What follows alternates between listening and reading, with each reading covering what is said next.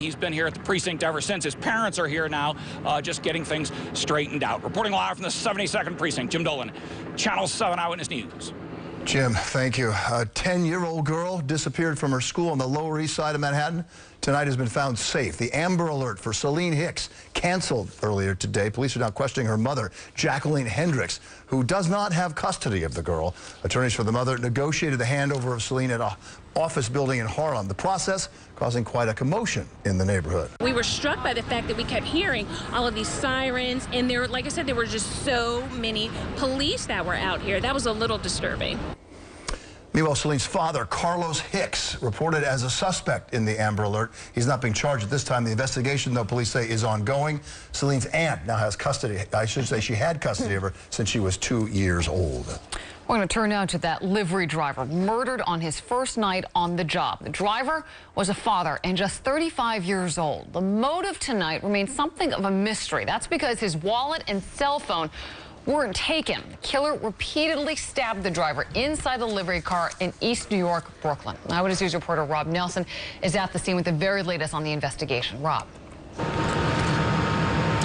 Well, Liz, according to the victim's family, the victim in this case was a good guy just out here in the street trying to make an honest living. So last night he borrowed his brother's car for his first night driving alone in his new job. And as you said, not only tragically ended up being his first night, but also sadly his last. 35-year-old Rafael Barris was parked near the intersection of Shepherd and Dumont Avenues, simply waiting for his next job when he violently lost his life. My mind's in shock right now. Police say Barris was stabbed 14 times while in the driver's seat of his car, perhaps unable to fight back because he was still wearing his seatbelt. His brother today devastated by the news. Today, the first day he go by himself, so, and look at what happened. The victim's cell phone and wallet, which still had money in it, were found inside, so it's unclear exactly what the motive could have been. There was a camera inside the cab, though, and that could be a major clue for police who have not yet made an arrest. He don't do anything wrong in the street. We come to this country to work hard. This was Barris's first time driving alone since he left his restaurant job to become a full-time driver. The brutal stabbing only underscoring the dangers of the job. An inexperienced, unlicensed driver. He had applied for his license, but he had not gotten it yet. A young man that goes out at night not knowing what he's doing, it's basically setting himself up. White candles now sit on the corner where Barris lost his life, an area drivers describe as dangerous. We need more police training, more police protection. You don't see cops out here at night. Rather than having them out during the day, shift them to nighttime. Get more details in these neighborhoods where people are losing their lives. And as you can see behind me, even more tragic about this story, the fatal stabbing happened just feet away from a schoolyard. Of course, police hoping that the camera inside that car provides a major clue in this case. Meantime, of course, Rafael's family grieving tonight, including his 17-year-old son. Reporting live in East New York, Rob Nelson, Channel 7.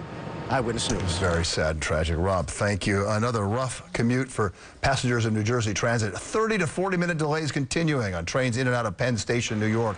Earlier, the delays were twice that long because of a power problem by Amtrak. Power has since been restored, but the delays continue. New Jersey Transit, of course, cross-honoring tickets for the commute home. Well, 5 Baruch College students arraigned in Pennsylvania today on criminal charges in the death of a freshman fraternity pledge from New York City. The men had nothing to say before the arraignment in the Poconos today on 3 felony counts related to what police say was an effort to conceal a crime, as well as 1 misdemeanor charge of hazing. Michael Dang died during a hazing ritual at a rental house in the Poconos 2 years ago. Prosecutors say the 19-year-old hit his head after he was beaten. His fraternity brothers allegedly waited an hour before getting help. He entered a plea of not guilty, and we're looking forward to resolving this case in the court. We also want to bring justice to the victim's family, and we want to do it fairly and let the defendants have their day in court. The defendants, who are among 37 charged in Dang's death, were released on $50,000 bail. New at 6 o'clock, a new federal safety campaign tonight into limousines. This after that horrific wedding party limousine crash that killed 4 young women. The Eyewitness News investigator's Jim Hoffer has for months reported on the lack of safety standards for cars that are stretched out like limos. Jim's here with the new developments. Jim? Well, Bill, ever since the deadly July crash, we've been reporting on how stretch limos fall through a regulatory crack. Senator Schumer got on the case and started calling for more oversight. And now the agency, known for exhaustive investigations of airplane disasters, says it's going to send inspectors to limo crashes. In the wake of the deadly Long Island crash, our investigation revealed how when a limousine is altered, the original frame is actually cut in half, with side panels added to expand the vehicle. The problem, as our report illustrated, is there are barely any safety standards guiding these modifications. For example, some stretch limos have 3 steel-reinforced bars inside the panels, but others, in order to save time and cost, may have just 1. Look at the fold. If I can do this, once this collapsed, the vehicle's driving right through. Now the National Transportation Safety Board says it will investigate some limousine accidents. Senator Charles Schumer says this is a giant step in the right direction. They will be looking at what caused the crash. They will be examining the remains of the car after the crash. And that is the first step to establishing standards for stretch limos. The NTSB did investigate last year's van limo crash on the New Jersey Turnpike that seriously injured comedian Tracy Morgan. One of their findings was that a sheet of plywood had been added to the limo to separate the cab from passengers. That modification trapped occupants and made it difficult for first responders to get them out. The finding prompted the NTSB to recommend multiple passenger exits in modified limo vans. In the Long Island crash, it's not known yet what, if any, role alterations to the stretch limo played in the death of 4 young women. But Senator Schumer believes safety standards could have made a difference. Had, for instance, this limo been required to have side airbags or rollover bars or more bolstering if it was 3-4 doors long, these girls might have survived. The NTSB did help police and the Suffolk District Attorney with an accident reconstruction, but the agency is not part of the limo investigation. Now, the DA telling Eyewitness News that the crash worthiness of those side impact panels is what they are looking into, one of the things, part of their probe into the deadly crash. Liz, back to you. Interesting. Jim, thank you. Well, authorities say they have busted a heroin ring that netted $1.5 million in sales last year across New York City. 25 people are now charged. The Brooklyn DA says the operation was centered in Williamsburg, where its leader allegedly worked with his mother, sister, brother, and cousins, packaging the heroin in cereal boxes. Prosecutors released wiretap recordings between 2 of the defendants. You hear Michael Mineo describe some of his customers' frightening reactions to a brand of heroin called Scorpion. My worker, bro, did it, bro, in like anaphylactic shock, bro. His entire face blew up, his lips blew up, he was in hives like from head to toe. Well, Mineo was actually applying to the state to work as a drug counselor. The man he's talking to is Jason Colazzo, who worked as a Manhattan court supervisor. One day after the second Republican primary presidential debate, the candidates doing some spinning and trying to build on any momentum they may have gained last night.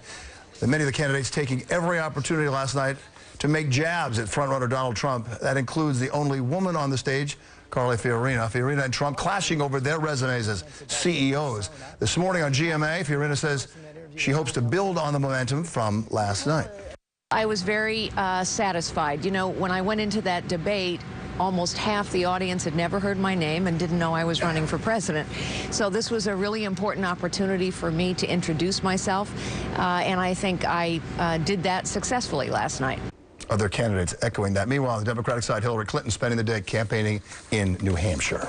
I'll take a quick look at Wall Street right now, where blue chip stocks finished the day lower. This even though the Federal Reserve decided against increasing the historically low interest rates and left them unchanged. The Dow lost 65 points, the NASDAQ picked up 4, but the S&P 500 lost 5. If the rates had gone up, the market might have gone down even more. Exactly. As we continue with Eyewitness News at 6 for this Thursday night, the Pope tonight in Cuba. And speaking on national TV there, this is a big deal. And speaking of the Pope, his visit here 1 week from right now, meaning a kind of 2-minute offense for construction crews at St. Pat's. Will they make the deadline?